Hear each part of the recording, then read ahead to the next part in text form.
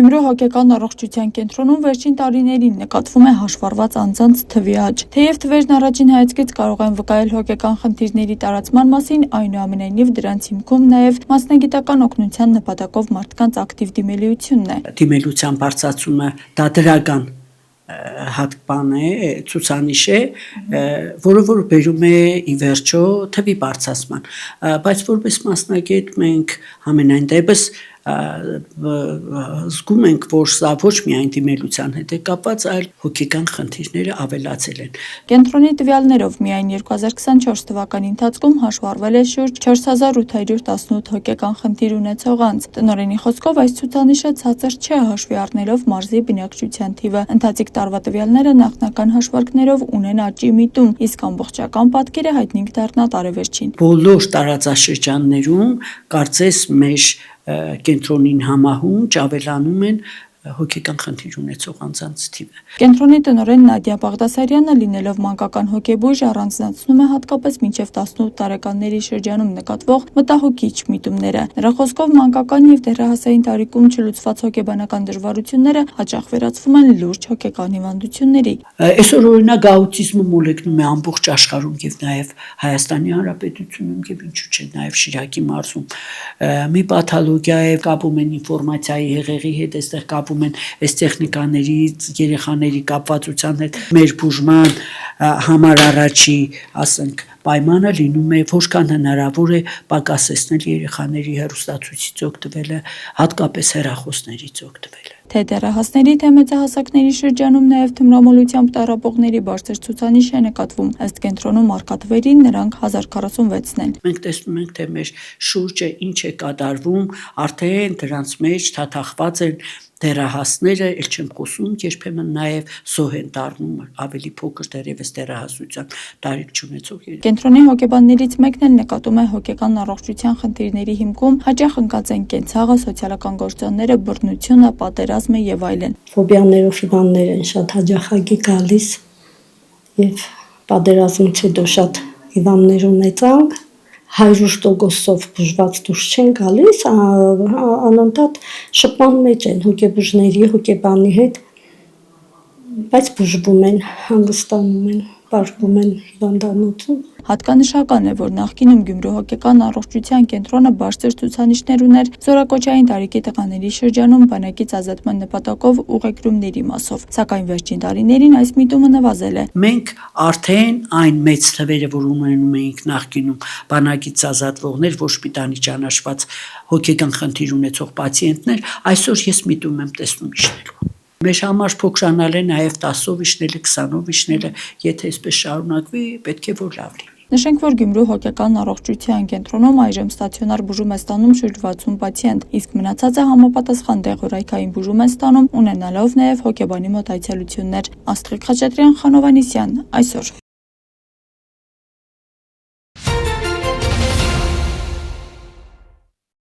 Վարչապետ Նիկոլ Փաշինյանն այցելել է հակակոռուպցիոն կոմիտե եւ ներկա գտնվել հակակոռուպցիոն կոմիտեի ծառայողի օրվան ու կառույցի կազմավորման 4-րդ տարեդարձին նվիրված միջոցառմանը։ Վարչապետը շնորհավորել է հակակոռուպցիոն կոմիտեի նախագահ Արթուր Նահապետյանին, ծառայողներին ու աշխատակիցներին տոնական օրվա առիթով ու նշել, որ կոմիտեն այն ինստիտուտներից է, որի ձևավորումն ուղիղ կապ ունի 2018 թվականին Հայաստանում տեղի ունեցած ժողովրդական ոչ բռնի Թավշյա հեղափոխության հետ։ Նիկոլ Փաշինյանի խոսքով հակակոռուպցիոն պայքարը քաղաքական կառավարող թիմի բրենդներից մեկն է։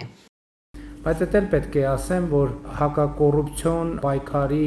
այս բովում մեր առաջ նոր հարցեր են գալիս եւ որոնց պատասխանները ոչ միայն պատասխանները մենք չենք ունեցել սկզբանե, այլև սկզբանե այդ հարցերի գոյության մասին նույնիսկ չենք իմացել, որովհետեւ Սկզբանե գիտեք ինչ են միջավայրում, որը կար 2018 թվականին, այդ միջավայրում թվում էր, թե հակակոռուպցիոն արդյունավետ պայքար տանելու համար անհրաժեշտ է քաղաքական կամք եւ դրանով շատ հարցեր կլուծվեն։ Դա իհարկե ճշմարտություն է, որովհետեւ առանց քաղաքական կամքի բացակայության ընդհանրապես որևէ հարց հնարավոր չէ լուծել, այսինքն քաղաքական կամքն այն է, որ ինչքանով է կառավարությունը, քաղաքական իշխանությունը ցանկանում, որ այդ հակակոռուպցիոն պայքարը կոնկրետ դեպքում տեղի ունենա եւ մենք նախ Եկանք այն եզրակացության, որ քաղաքական կամքը արտահայտող կոնկրետ կառույց պետք է լինի եւ այդպես էր, որ նաեւ հանգեցինք, որ հակակոռուպցիոն կոմիտեն պետքա ձևավորվի, բայց այս հիմա 4-րդ ձևավորման 4-րդ տարին է, իսկ ես խոսում եմ 2018 թվականից անցել է 7 տարի, այսինքն 3 տարի այնուամենայնիվ ժամանակը վերցնում է եւ այդ ընթացքում նաեւ իհարկե դա չի նշանակում, որ միջև հակակոռուպցիոն կոմիտեի ձևավորումը քաղաքական կամքը կանգի վրա կամ պաուզայի վրա էր դրված, բայց այնուամենայնիվ ժամանակը գնում է եւ բայց ժամանակի ընթացքում եւ հակակոռուպցիոն կոմիտեի ձևավորումից առաջ էլ հետո էլ այնուամենայնիվ քաղաքական հայտարարություն, որոնք հնչում են պաշտոնական ամբիոններից եւ այլն եւ այդպես շարունակ, երբեք էլ ոչ միտեղ չի լինում, որ իշխանությունն ասի, գիտեք, ինչ մենք չենք, հա, դե ասում ենք, բայց չենք պայքարում կոռուպցիայի դեմ։ Եվ երբ որ այս խզումը չկա, այնուամենայնիվ թե պետական համակարգը, թե բոլորը ասում են, հա, բայց մի հատ էլ պետք է հասկանալ, լուրջ են ասում, լուրջ չեն ասում, հա, այս իսկական չի։ Եվ այլն եւ այդպես շարունակ։ Ես հիմա կիսում եմ այն, ինչ որ այս ընթացքում ես զգացել եմ մեր քաղաքականությունների կոնկրետ հակակոռուպցիոն քաղաքականության վարման ընթացքում։ Ու սա շատ կարևոր գործոն է, որ ասում են այնուամենայնիվ, ինչ գիտենք, հա, քաղաքական իշխանությունը հայտարարում է մանավանդ, որ նորություն չէ, որ իշխանությունն ասում է, չէ, ես կոռուպցիայի դեմ չեմ պայքարում։ Բոլորն էլ ասում են պայքարում են միջազգային կոնվենցիաներով եւ այլն։ Այստեղ շատ կարևոր է, որ ինչպես պետք է այդ ազդակը աշխատի, որ այս ամեն ինչը լուրջ է, այս ամեն ինչը կատակ չի, հումոր չի եւ այլն եւ այդպես շարունակ։ Չնայած ուրիշ խնդրեմ կա։ Մենք խոսելով կոռուպցիայի մասին, հարգելի ներկաներ, մենք պետքա այնուամենայնիվ արձանագրենք, որ եթե Հայաստանում կոռուպցիայի մակարդակը այնպիսին է եղել եւ այնպիսին է, ինչպես շատ լսում ենք, սա նշանակում է, որ այս կոպիտ կհնչի ձևակերպում, բայց այնուամենայնիվ մեզ հետ կապ ունեցող մարդիկ շատերն են դրա մեջ ներգրավված։ Վարչապետ Նիկոլ Փաշինյանի գլխավորությամբ տեղի է ունեցել հանրային ներդրումային կոմիտեի 7-րդ նիստը, ներկայացվել ու քննարկվել են ջրամբարաշինության 5 նախագծեր։ Տարածքային կառավարման ու ենթակառուցվածքների նախարարության ջրային կոմիտեի նախագահի տեղակալ Մարտիրոս Նալբանդյանը նշել է, որ ներդրումային ծրագրերով առաջարկվում է ջրամբարներ կառուցել Արմավիրի մարզի Քասախ, Վայոց ձորի մարզի Ելփին, Գեղարքունիքի մարզի Աստղաձոր, Սյունիքի մարզի Լիճք բնակավայրերում, վերակառուցել Շիրակի մարզի Արթիկ բնակավայրի ջրամբարը։ Նալբանդյանի տեղեկացմամբ նախատեսվում է, որ Քասախի ջրամբարի ընդհանուր ծավալը կկազմի 10 միլիոն մետր խորանարդ, արդյունքում կբարձրացվի 4517 հեկտար հողատարածքների ջրապահովվածության մակարդակը, ոռոգում կապահովվի լրացուցիչ 503 հեկտար հողատարածքներում։ Նախագծի արժեքը կազմում է 15.4 միլիարդ դրամ։ Ջրամբարը տեղակայված է լինելու Սևան Հրազդան ջրար համակարգում, ուստի նրա խոսքով կուտակված ջրի միջոցով հնարավոր կլինի մեղմել ռիսկերը եւ դրանց հնարավոր ազդեցությունները Սևանա լճի վրա։ Ջրամբարը կկարողանա անմիջապես սնուցում ապահովել ստորին Հրազդան ջրանցքին։ Ելփինի ջրամբարի ընդհանուր ծավալը կկազմի 0.93 միլիոն մետր խորանարդ, ակնկալվում է, որ դրա արդյունքում կբարձրացվի 132 հեկտար հողատարածքների ջրապահովվածության մակարդակը, ոռոգում կապահովվի լրացուցիչ 168 հեկտար հողատարածքներում 0.3 միլիոն կիլովատ-ժամ էլեկտրաէներգիայի խնայողություն։ Նախագծի արժեքը գնահատվում է 3.3 միլիարդ դրամ։ Աստղաձորի ջրամբարի ընդհանուր ծավալը կկազմի 1.55 միլիոն մետր խորանարդ, որով կբարձրացվի 210 հեկտար հողատարածքների ջրապահովվածության մակարդակը, ոռոգում կապահովվի 530 հեկտար լրացուցիչ հողատարածքներում տարեկան 1.6 միլիոն կիլովատ-ժամ էլեկտրաէներգիայի խնայողություն։ Նախագծի արժեքը գնահատվում է 7.5 միլիարդ դրամ։ Ջրային կոմիտեի նախագահի տեղակալը նշել է, որ տեղակայված լինելով Սևանա լճի ավազանում ակնկալվում է, որ ջրամբարն էապես կնվազեցնի այժմ առկա տարբեր ռիսկեր, որոշ դեպքերում կզրոյացնի դրանց բացասական ազդեցությունը։ Վերակառուցվելիք Արթիկի ջրամբարի ընդհանուր ծավալը կկազմի 1.479 միլիոն մետր խորանարդ։ Ակնկալվում է գյուղատնտեսական գործունեության մեջ ներգրավել լրացուցիչ 300 հեկտար հողատարածքներ։ Նախագծի արժեքը գնահատվում է 5.7 միլիարդ դրամ։ Վարչապետը կարևորել է նախագծերի իրականացումը եւ նշել, որ գլոբալ պրոցեսները գնում են այնպես, որ մոտեցումը պետք է լինի հետեւյալը. այնտեղ, որտեղ հնարավոր է ջուր անբարել, պետք է ջուրն անբարել։ Քննարկման արդյունքներով վերոնշյալ նախագծերը ներդրումային կոմիտեի կողմից հաստատվել է եւ նախագծերը կմտնեն գործնական փուլ։ Մենք չգիտենք 10 տարի հետո ջրի գինը ինչ ալնելու եւ ջրի նշանակություն, չնայած գիտենք, վստահ գիտենք, որ աճելու է, չի նվազելու, տարբերակ չկա, որ ջրի գինը կամ արժեքը կամ նշանակությունը նվազի, տենց սցենար ընդհանրապես գոյություն չունի։ Եվ հետեւաբար իմ ընկալումը հետեւյալն է, այնտեղ որտեղ հնարավոր է ջուրը կուտակել, ջուրը կուտակել, որտեղ որտեղ կա ջուր, վստահ եմ դրա շուրջ որևէ տնտեսական գործունեություն կծավալվի։ Այլ բան, որ մենք պետք է ռեսուրսը օգտագործենք, որ այն տեղերում, հələ որ սկզբից անենք, այն տեղերում, որ մեր կարծիքով մաքսիմալ էֆեկտիվ կարող է իր ազդեցության անել։ Եթե մենք ասենք ջրամբարներ կառուցենք եւ մեր ոռոգման կուլտուրան լինի այնպեսի, ինչպեսի մենք չենք հասցնի ուղղակի այդքան ջրամբար կառուցել։ Սրա էֆեկտը երկու բան է, որ նախ հնդածս նաեւ մեր գյուղատնտեսական տեխնոլոգիաները պետք է փոխվեն եւ երկրորդը ջրի կառավարման մեթոդը պետք է փոխվի։ Էլի մեր շուկայում այսօր հայտնվում են տնտեսվարողներ, ովքեր ասում են, լսեք, մենք չենք ուզում 10 դրամով ջուր։ Տվեք, մենք ուզում ենք ջուր, այնքան ինչքան մենք ուզում ենք, ասեք ինչ գնով եք տալիս։ Մենք այդ գինը պատրաստ ենք վճարել։ Ասենք մարդիկ պատրաստ են վճարել ջրի համար, ոչ թե սպասեն հերթով իրանց կհասնի թե չէ, մեծ ներդրումներ են անում եւ ասում են տվեք ջուրը ոչ թե 10 դրամով, այլ տվեք 30 դրամով, 40 դրամով, 50 դրամով, բայց տվեք ցպահանջ, երբ որ մենք ջուր ենք եւ երբ որ մենք ջուր ենք ուզում, մեր ջուրը տվեք, մենք ինչքան է գինը, մենք չենք կարող, մարդը գալիս է ասում է ես վճարում եմ, մենք ասում ենք չէ, չես կարող։ Եվ սա մեր նաեւ գյուղատնտեսության ֆունդամենտալ խնդիրներից մեկն է։ Հիմա այն նախագծերը, որոնք ռեալ մեր գյուղատնտեսության լոկոմոտիվն են, մենք իրանց տենց երկար հերթի մեջ պահում ենք, որը այսօրվա միջավայրում հասկանալի է ինչ որտեղ, բայց 10 տարի հետո է միջավայրում դա հասկանալի չի լինելու։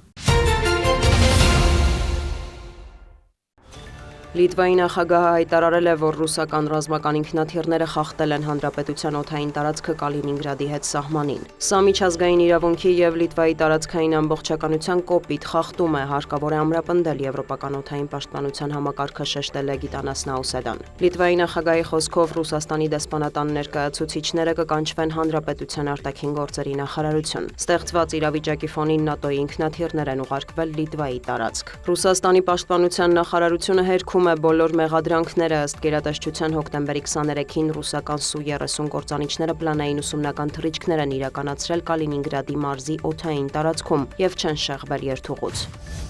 Փոխադարձ հարվածների մասին են հայտնում Ուկրաինան եւ Ռուսաստանը, ըստ Մոսկվայի քաղաքապետի մայրաքաղաքի ուղղությամբ ուկրաինական աթսներ են խոցվել։ Կրասնոգորսկում էլ բնակելի շենք է վնասվել, կան տուժածներ։ Մոսկովյան մի շարք օդանավականների աշխատանքը սահմանափակվել է Ռուսաստանի բնտվյալով գիշերվանից ընդհանուր առմամբ չեզոքացվել է 136 ԱԹՍ։ Ռուսական ուժերն էլ հարվածել են Խերսոնին, հայտնի է 1 զոհի եւ տուժածների մասին։ Վնասվել են բնակելի շինություններ, երկրի կենտրոնական հատվածներում էլեկտրաէներգիայի մատակարարման խափանումներ են եղել։ Վլադիմիր Պուտինը լրագրողների հետ զրույցում մեկնաբանել է Կիևին ամերիկյան Թոմոհոք հեռահարթիռների հնարավոր տրամադրումը, շեշտել դա էսկալացիայի փորձ է։ Եթե Ռուսաստանի տարածքին հարվածելու համար նման զենք կիրառվի, պատասխանը կլինի շատ լուրջ, նախազգուշացրել է Վլադիմիր Պուտինը։ Ռուսաստանի նախագահը խոսել է հակառուսական պատժամիջոցներից, ընդունել դրանք որոշակի բացասական ազդեցություն կունենան, սակայն ըստ նրա չեն ազդի Դաշնության տնտեսական բարեկեցության վրա։ Պուտինն անդրադարձել է Բուդապեշտում Դոնալդ Թրամփի հետ հանդիպման հնարավորությանը եւ ԱՄՆ նախագահի հայտարարությանը, որ ինքը դեռևս չի ցանկանում բանակցել Կրեմլի ղեկավարի հետ։ Հունգարիան որպես հանդիպման վայր առաջարկել են հենց ամերիկացիները, ես համաձայնել եմ, բայց սխալ կլիներ անլուրջ մոտենալ հարցին, վատ նախապատրաստվել բանակցություններին եւ արդյունքներ չունենալ, նշել է Պուտինը, հավելել. տեղյակ է, որ Թրամփը որոշել է հետաձգել հանդիպումը։ Միշտ ավելի լավ է երկխոսել, քան հակամարտել, ընդգծել է Ռուսաստանի նախագահը։ Թրամփը մեկնաբանել է Վլադիմիր Պուտինի հայտարարությունը ամերիկյան պատժամիջոցների անարդյունավետության վերաբերյալ, շեշտել էլ, ուրախ եմ, որ նա այդպես է կարծում, կտեսնենք, թե կես տարի անց ինչ պատկեր կլինի։ Միևնույն ժամանակ Սպիտակ տնից հայտարարել են, որ Պուտին-Թրամփ հանդիպումը դեռ հնարավոր է, սակայն ամերիկյան կողմը կարծում է, որ Մոսկվան հետաքրքրված չէ բանակցությունները շարունակելու հարցում։ Դոնալդ Թրամփը համոզված է, որ Իսրայելը չի բռնակցի Հորդանան գետի արևմտյան ափը, նա այդպես է մեկնաբանել արևմտյան ափին գտնվող հրեական բնակավայրերի նկատմամբ Իսրայելի ինքնիշխանության մասին օրինագծի ընդունումը հրեական պետության խորհրդարանում։ Քվեարկությունը տեղի է ունեցել ԱՄՆ փոխնախագահի Իսրայել այցի ընթացքում։ Ջեյդի Վենսը ևս հայտարարել է, որ արևմտյան ափն Իսրայելին միացնելու առաջարկը տեղին չէ։ Դա մեր դիրքորոշումն է, եւ եթե ինչ-որ մեկը ցանկանում է խորհրդանշական քվեարկություններ անցկացնել, ապա կարող է դա անել, սակայն դա մեզ միանշանակ դուր չի գալիս, նշել է փոխնախագահը։ Զուգահեռ Իսրայելի արտգործնախարարը հավատացրել է, որ հավատարիմ են Գազայի հատվածում հրադադարի ռեժիմին եւ չեն պատրաստվում խախտել կարգավորման ամերիկյան ծրագիրը։ Գիդեոն Սաարը կրկնել է, Համասը պետք է ապառազմականացվի։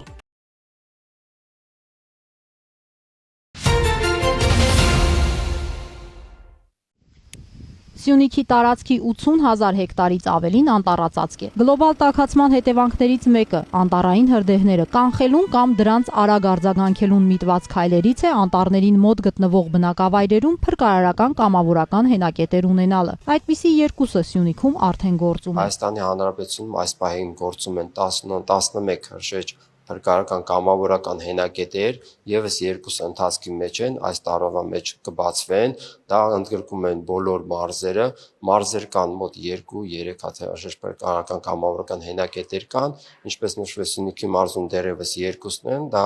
տեղ համայնքում է եւ Շիկահող բնակավայրում, որոնք սպասարկում են նաեւ իրենց հերթին մի քանի բնակավայրեր, ծրագիրը իրականացում է ավստրիական Կարմիր խաչի,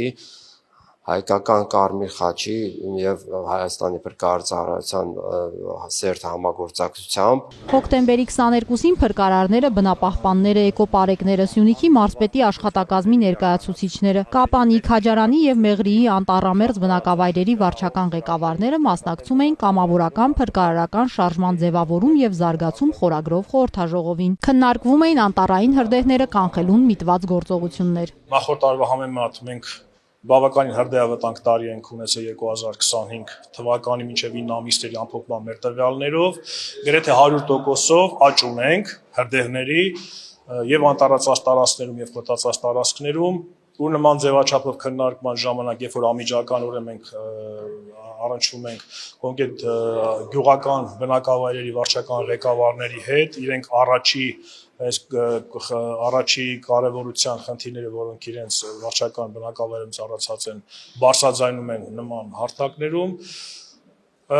մենք ավելի տեսանելի ձևով կարողանում ենք լուծում տալ։ Գյուղաբնակների որոշ սովորություններ, հատկապես խոզանն այրելը, չափազանց վտանգավոր են։ Հրդեհավտանգ լինելուց բացի դա վնասում է հաջորդ տարվա բերքին, հողի միկրոֆլորային ու մեծաքանակ թունավոր գազերի առաջացման պատճառ է, բացատրում է Դավիթ Հովհաննիսյանը։ Պատրաստակամություն հայտնում լինել բոլոր բնակավայրերում եւ քաղաքացիներին առավել մանրամասն ներկայացնել խոզանի այրման հետևանքները։ Կոչ անում տեղացիներին ընդգրկվել կամավորական խմբերում։ Կամավորական խմբերը ձևավորվում են տվյալ համայնքի բնակիչների, իհարկե կամային ընդհանուր տենց ցանկության արդյունքում մենք ընտրում ենք, մեր մոտ վերապատրաստում ենք որոշ քանակով, բնակիչների, նաև մեր կողմից, փրկարարության կողմից տրամադրվում է հրշեջ տեխնիկա, կցվում են տվյալ կամավորական հենակետերին, որոնք առաջի ազդեցությունն են ունենում տվյալ արտակարգ իրավիճակին։ 2025-ի առաջին 9 ամիսների ընթացքում Սյունիքում հրդեհների 386 կանչ է գրանցվել։ Անցած տարվա նույն ժամանակահատվածի համեմատ այս թիվը կրկնակիից ավելին է։ 2024-ին մեր մարզում անտառային հրդեհներ չեն եղել։ Այս տարի դրանք արդեն 30-ն են։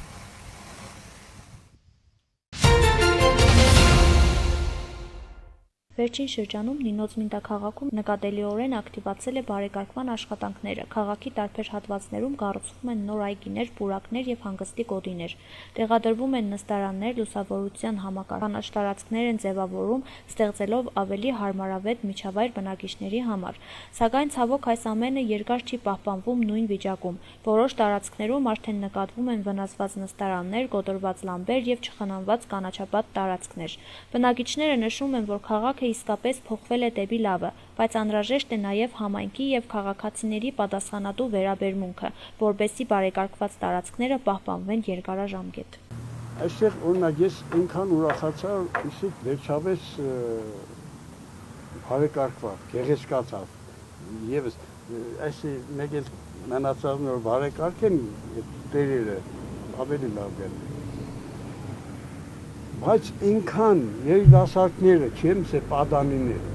ինքան անշանոք երիտասարդներ կան, որոնք որ հայոց քարտոզում, ուրագում կամ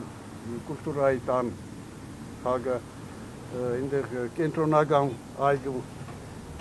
Հերն այսպես աթոռներ սկամեքան վերա վեր գային չարթեն գա բանակով տաշեն գիտո ինչ կհասնես ես գիտես այդ ձեզի համար է մեզի համար ես օրքան դեպքան չկա Նինոց Մինտա քաղաքում ակտիվորեն ընթանում են ջրամատակարարման, նորացման եւ բարելավման աշխատանքներ։ Աշխատանքներն իրականացվում են փուլային ձևով, որովհետեւ բնակիչների առօրյան հնարավորինս քիչ խանգարվի։ Տեղում աշխատող մասնակիցների խոսքով նախագծի ավարտից հետո Նինոց Մինտայի բնակիչները կունենան 24 ժամյա եւ կայուն ջրամատակարարում։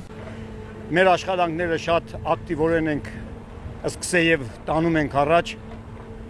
Այս տարի ծրագիր կա, որ մենք պիտի մինչև դեկտեմբերի վերջ շրջանին ջուր տանք։ Մեզ մնացել է շատ քիչ աշխատանքներ գծերը վերջացնելու, անպայման ցկտենք պիտի ջուր մատակարարենք շրջանին, որը շատ կարևոր է։ 50%-ով մեր ջրագծերը վերջացած են։ Այս տարի շրջանին կուրախացնենք մեր ջրով եւ կլինի անպայման, ես կպատկերացնեմ, որ մինչև տարեվերջ։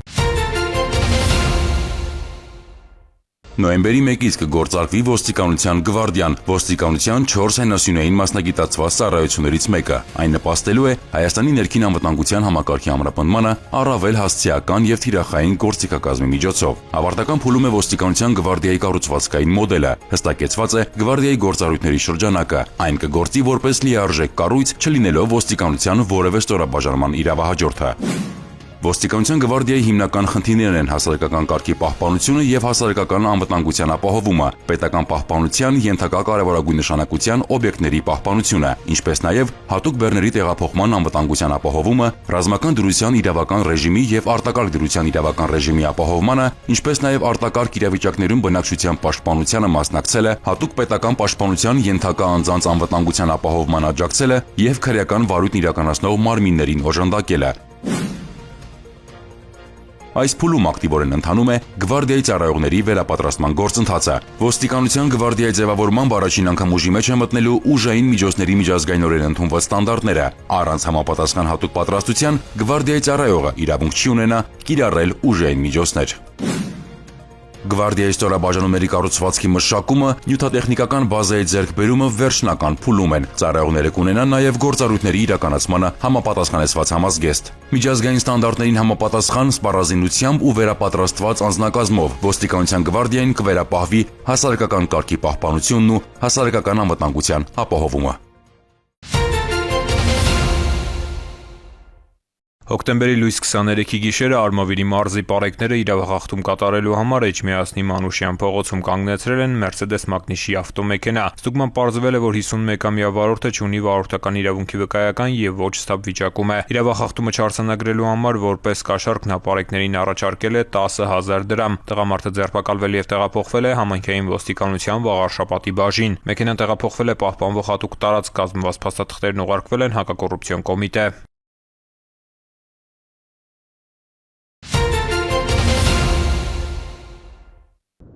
Սևան համայնքի վարձեր բնակավայրում մեկնարկել է սուբվենցիոն 2 ենթածրագիր։ Սևան համայնքի վարձեր բնակավայրի ոռոգման ցանցի կառուցման ծրագիրը համայնքային առաջնահերթություններից մեկն էր, որը պետություն համայնք համագործակցության արդյունքում դարձավ Սևան համայնքի Զովաբեր, Լճաշեն, Ծաղկունք եւ վարձեր բնակավայրերում ոռոգման համակարգի կառուցման աշխատանքներ սուբվենցիոն ծրագրի ենթածրագրերից մեկը։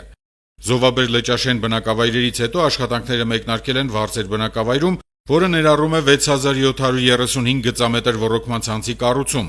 Ծրագրի պայմանագրային արժեքը 130,996,750 դրամ է։ Պետության ներդրումը 75% է, համայնքի ներդրումը 25%։ Ծրագիրն իրականացվում է ԱՍ 777 ՍՊ-ի կողմից։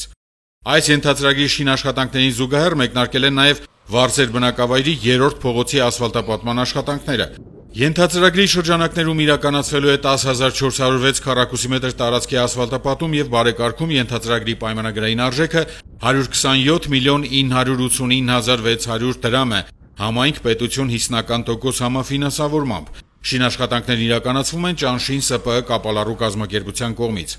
Սևան համայնքի Դդմաշեն բնակավայրում էլ խաղահրապարակի կառուցման աշխատանքներն ավարտին են մոտենում, որին կհաջորդի կահավորումը։ Հիշեցնենք, որ 2025 թվականին Սևան համայնքում մեկնարկել եւ իրականացվում է մասնակցային բյուջետավորման գործընթացը։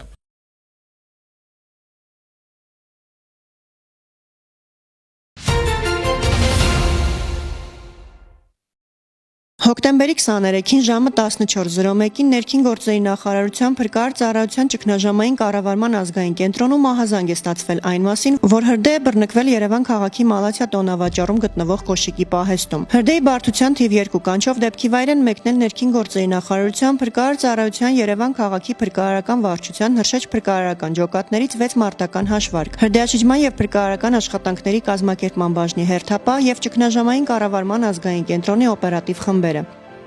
Հրդեհի բարդությունից ելնելով ժամը 14:54-ին հայտարարվել է թիվ 3 կանչ, ինչի արդյունքում դեպքի վայր են մեկնել եւս 4 մարտական հաշվարկ, ինչպես նաեւ փրկարարական ուժերի եւ հոգեբանական աջակցության ու բժշկական ապահովման վարչությունների հերթապահ խմբերը։ Հրշեջ փրկարարների ինտենսիվ աշխատանքի շնորհիվ հրդեհը մեկուսացվել է ժամը 15:53-ին, մարվել 16:49-ին։ Հրդեհի հետևանքով այրվել է մոտ 530 քառակուսի մետր պահեստային տարածք եւ 70 քառակուսի մետր տաղավարներ։ Օպերատիվ գործողությունների շնորհիվ փրկարարներին հաջողվել է կանխել հրդեհի տարածումը դեպի հարակից շուրջ 400 քառակուսի մետր կոշիկի պահեստային տարածք։ Անվտանգության նկատառումներից ելնելով տեղում իրականացվել է հերթապահություն։